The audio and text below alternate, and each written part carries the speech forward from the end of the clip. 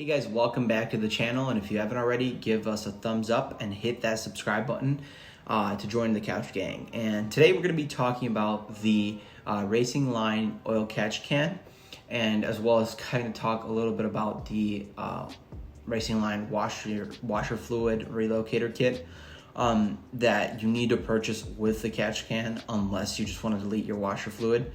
So I'm going to show you guys the installation right after this, and so you have that. But before that, I just wanted to say I picked this kit because from my research that I did, I saw that the Racingline is the only one that I guess works the best, and it helps prevent some of that carbon buildup these cars have, as well as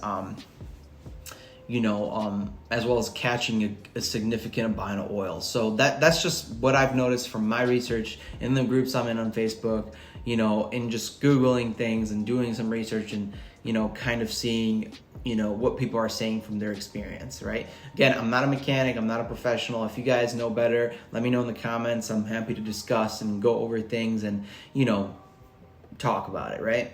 So also, if you get this kit, you're gonna need the washer relocator kit, washer fluid relocator kit. I didn't get it because I had no idea. It didn't say anywhere it's gonna delete it. It was my fault. I didn't watch any installations before I bought it. I only just looked at what would the best route be, and I did see some videos on it, but I wasn't following the step-by-step installation to see that I did need to relocate my washer fluid. So you will need those two things. I will put everything you need in the description, so then you can just easily buy what you need, and then just go from there, right? I'll put some links to the products too, that where I found them at least, and you guys can just kind of go on there as well and get your stuff. So yeah, I did the installation. Steve helped me out. Ivan was there too, but we didn't do too much messing around. We more so just got to business, got the installation done. We were just kind of in a rush. So I hope you enjoy the video, and I'll let you guys get to it. So as the first step in the process, all we're gonna do is we're gonna put this gasket into this groove here. So let's go ahead and do that. All right, so that gasket's in there. Let's move on to step 2 of the process. All right, so the next step is we're gonna put this guy on here. So if you see here, make sure that this here looks like it does on mine, because they might have already put it in from factory and it might be upside down or backwards. So just make sure that this looks like this. Here, let me just pull it out. So like that, going in here, so the thicker part on top, and make sure that the top of it looks like that, okay? Then what we're gonna do is we're gonna actually flip this plate on top, line it up, and then flip it over, and then we're gonna put the smaller 2mm Allens in here to lock it down. So the next step here is we're gonna put this little guy in, which goes right here. To do that, we are going to first make sure that we put a washer on each side. I think they use that for shipping or something, I heard. And then we're gonna install that in that thread right there. That little piece installed, then you wanna start by taking off the engine cover, and then you're gonna remove these screws around there. And they're Allens, right, Steve? Torx. Torx, what size is it? T30. T30 Torx, cool. Let's do that. Right, so most of these are captive, except that one there. That one actually comes out, which is for the tube. So don't be afraid if those are not actually coming all the way out. So the next step here is to remove this guy here, use some pliers, and then either picks or screwdriver to kind of wiggle this out. Or pliers. Or pliers, and then so we're gonna get that out there first. So the next thing we're gonna do is we're gonna pry this. You can use a screwdriver, you're gonna pry it up, and it's gonna come off. I could probably do it by hand almost, but yeah, let's do that and see what it looks like. To get this off, the best way was I pried right there in that corner there, pushed backwards that way, and then this should come out like so. All right, so the next thing you're gonna do here is you're gonna remove the grounds on this. Steve did it in like 0.1 seconds. Yep. So it's just right that, here, and then you just unscrew it and then just pull it up. Yep. So once you have those off, you're gonna take these guys off here, and then you're gonna unplug the coils. So to get these off, all you do is you take this little tab, you just pull it upwards, and then once it clicks, you just pull. And then we're gonna do the other two as well, just so it's easier to work around. So let's do that. So the next tip is we're gonna remove these two coils. We're just gonna get under them and pull them up. There's a special tool that you can get, but we're gonna do it by hand here because we're real men, so let's get that done. So once you get those two coils out, you just have to pull the PCV valve out. So it should have plenty of room to come out there. I forgot a bolt. Oh, we did forget a bolt, so make sure. Oh, right here. Yeah, make sure you get them all. Where was it? Back here, behind here. Okay, all right, so we're gonna get that and then pull that straight up. Should come out pretty easily. All right, so the next thing we're gonna do is we're gonna remove this pipe here. You wanna wiggle it back and forth and then pull it upwards to get that out there from the kit with this orange part. And we're gonna put this in place of that pipe we just removed. So route it under here, and then it's gonna come out here, okay? And then you're gonna not plug it in.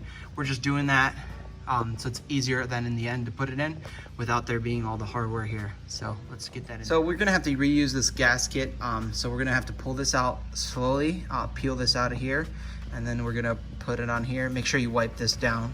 So let's go ahead and do that. All right, so once that's on there, we're gonna take the 4mm bolts that came with the kit, and we're gonna mount this where the old one was. And we're just gonna have to play around with this, but we put this in here again because it's just easier to put it in now than later. Hey guys, so I just wanted to mention on the gasket, we use this sealant just because it kept falling out. So we just bought this at the local O'Reilly's or just the local auto parts store. And make sure it's type 2. So we're gonna use that to install that into the car. Once you get that in there and you get that all those screwed in, what you're gonna be doing is you're gonna be taking this little thing off that Steve's working on, and then you're gonna put the pipe they gave you. The where'd you put it, the little guy? Oh, I don't know. Where'd it go? Lost it. Where'd it go? It's dead.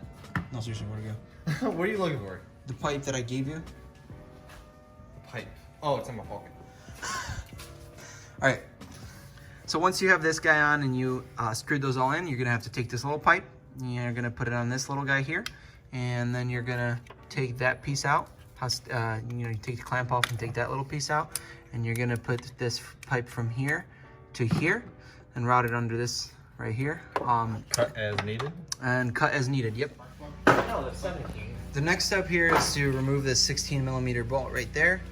You have to remove the washer fluid reservoir to do that. And then you'll also at some point need to get the Racingline washer fluid kit, which I mentioned earlier in the video, in the intro. But right now we're just gonna take that off. So once you get that out, all you're gonna do is you're going to put that mount back in, the bolt on the bottom and then the one on the top there. I'm gonna secure that down. This one on top is included with the kit, and that one's just the one we just took off. So at this point, you're gonna thread these hoses in there. Let me go around, show you guys. So, and see that angle of approach? They're coming both from here, like that. So you're just gonna, you can actually twist these, and then just tighten those up, just hand tight, not too much. And then what you're gonna do is connect the smaller one over here, and then we'll connect the other one. So now if you have a Golf R and you don't have the reservoir to relocate the washer fluid yet, the cap goes right there. And in the meantime, you just don't have washer fluid, so carry a bottle with you. But when you do get it, which I'm going to be ordering it ASAP. You do have a little bit, just... You have a little bit. Just don't use it. You can just use that little piece to cap it off, and then, yeah, that's if you have an R. And then you can just put everything back together. So, you know, make sure you plug that in to the inlet pipe. Then you're gonna put the intake back on, plug in the blow-off valve again, put the coils back, plug them in, put the grounds back, screw those back in, and then you can try putting the engine cover on. We're gonna try, but I don't know if it's gonna fit. All right, guys, I hope you enjoyed that video. Please comment below, give me a thumbs up, subscribe, share the video, and I'll catch you guys later.